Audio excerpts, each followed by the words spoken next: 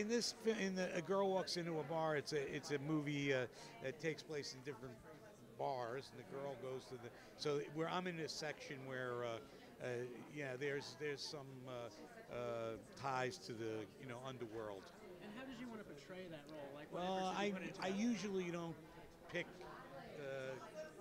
stereotypical Right. Italians who are bad guys. I mean, crooks in other ways, like Tin Men, or a guy who treats his, in Matilda. Mr. Wormwood has an English name, but he's probably got some Italian in him. But I usually stay away from those stereotypical roles. But this was a kind of a fun project, and then about 2 months ago, I watched The Sopranos, the whole thing in 2 months. Right. 83 shows. I loved it. I thought it was great. Were you drilled? How'd you feel about the ending? Oh, I like the ending. Right. I think it's good. Yeah. Okay. I mean, I'm not going to tell you what it is because you don't be spoilers. Like, I'm so far behind.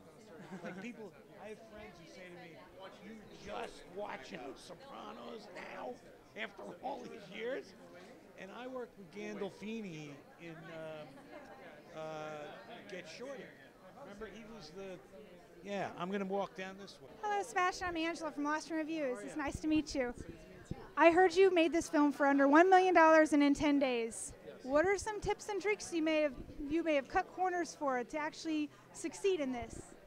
Well, I don't know about cutting corners as much as like it's designed to be, it was written in 10 parts, like a 10-act structure. So each mini section, it's kind of its own mini movie. And then, we worked with a skeleton crew, just like 10, 12 people, and then a couple actors every day. So it's a very small amount of people working every day.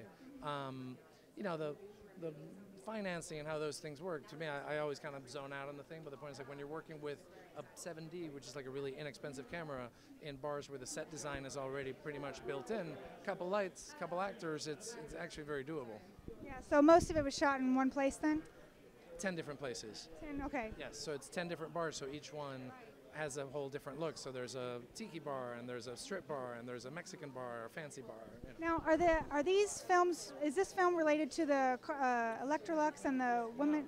No, it is not. In fact, it's not related at all. There's 2 cast members, Carla Gugino and Emanuele Shriki, who are in those movies as well as this one, but totally different characters. The idea of how to produce it and how to get it made is what the producers of this, they saw those movies and said, wait a minute, if you can explain to us how you made those movies in such a short amount of time with this sort of level cast, we'd be interested in talking to you on making a movie for the internet. So that's how they're related, but story-wise or character-wise, not at all.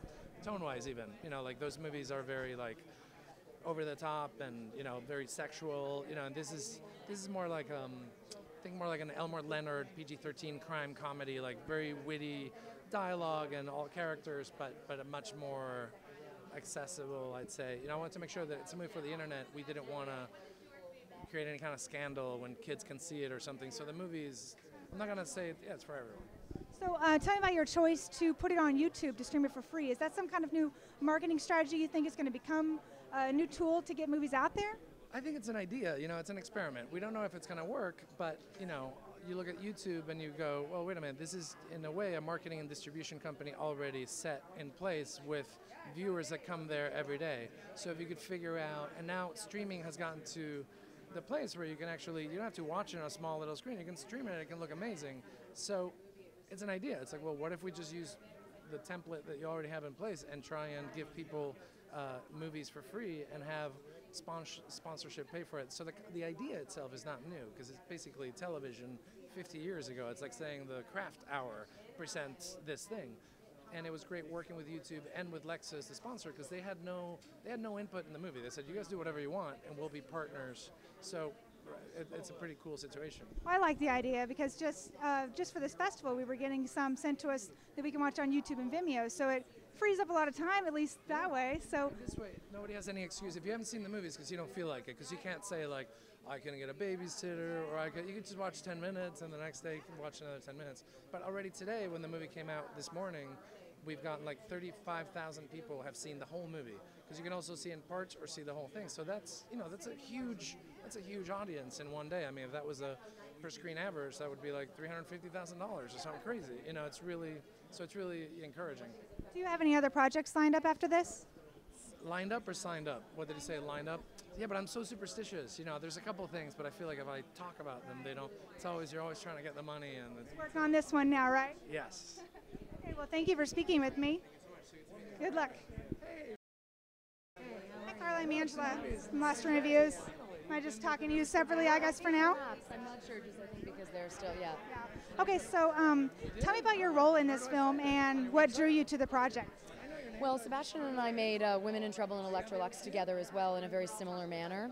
And so this was something that when YouTube approached Sebastian about this idea, it was something that really excited us, and we put together a group of actors that we love and respect. And my character in this, I just had a really great time playing. Her name is Francine Driver. She's a hit woman, but she has a secret, which if you watch it, you'll find out. There's a little more to her than meets the eye.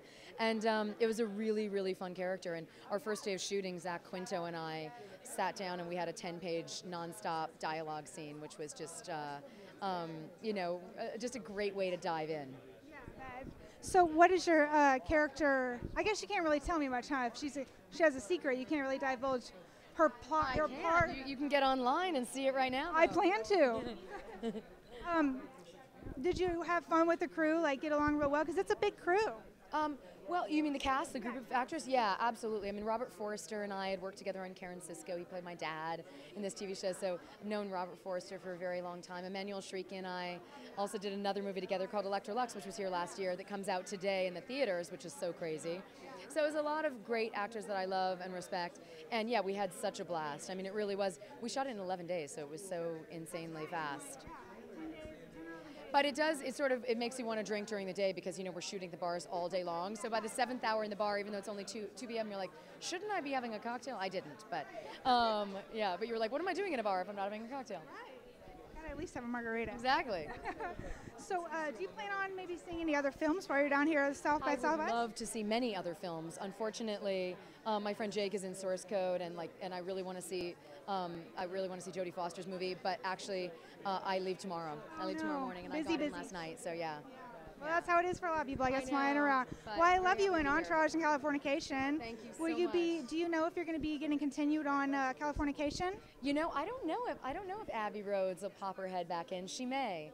It all depends on if Tom writes something great and I can do it. I'm there, and I had such a really amazing time on that show. I love the chemistry you have with David Duchovny. Yeah, we had a really, really good time. It was very easeful from the start. Yeah, he looks like he'd be easy to get along with. Yeah, absolutely. No, and then, what's fun as an actor is, I get to do that, and then this, and then Sucker Punch is this other movie I'm in, and then I play a Polish character, and so it's like, just a couple weeks, yeah. Okay, well, it was nice to meet you. Thank you.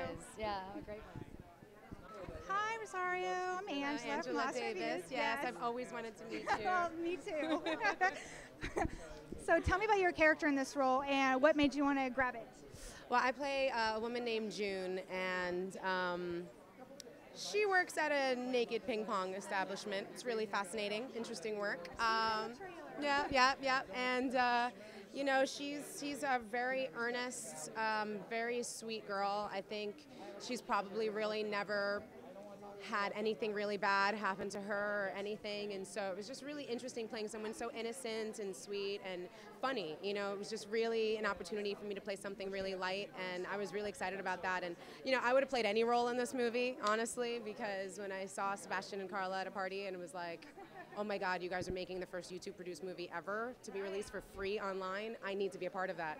And so when they told me that role, I was like, sure, whatever, but it ended up being so much fun to do, but I'm just so excited to be part of history. This is such an amazing moment right now, and I think it's going to be really, really cool and really great for people. A lot of people are already doing that kind of content on YouTube, making their own shorts and making their own thing, and they have subscriber channels, but to say and really put together a big cast like this and go, you can shoot something really inexpensively, 10, 11 days, and put out like a major motion picture online and people will watch it. It might really set the bar for kind of a new brand of film.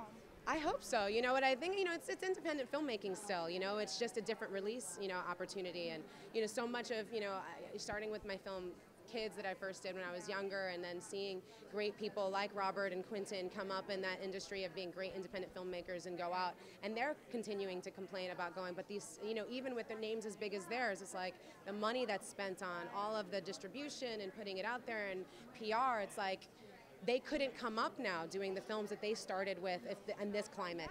And so this is an opportunity, I think, for a lot of other really great filmmakers who are coming out. You can get a tiny little camera like the one we're filming on right now, and you can make a great, everyone has a chance again. I think it evens out the playing field, especially as, studios are getting being even less risky in what kind of products they're putting out there, and you're seeing a lot of remakes of stuff and all this kind of thing, and you're just not seeing as much original content. And this is, I think, a great opportunity to be able to see some of the original content that, I've been a part of a lot of independent films that never got to see the light of day, and it's just because you just don't have the money for it, but now it's free.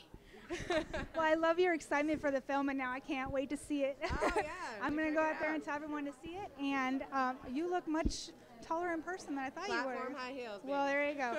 Loved you in Death Proof, by the way. Thank you. It was nice to meet you. Nice to meet you, too. Hi. Nice to meet you, too. Warm hands, woman. Yummy.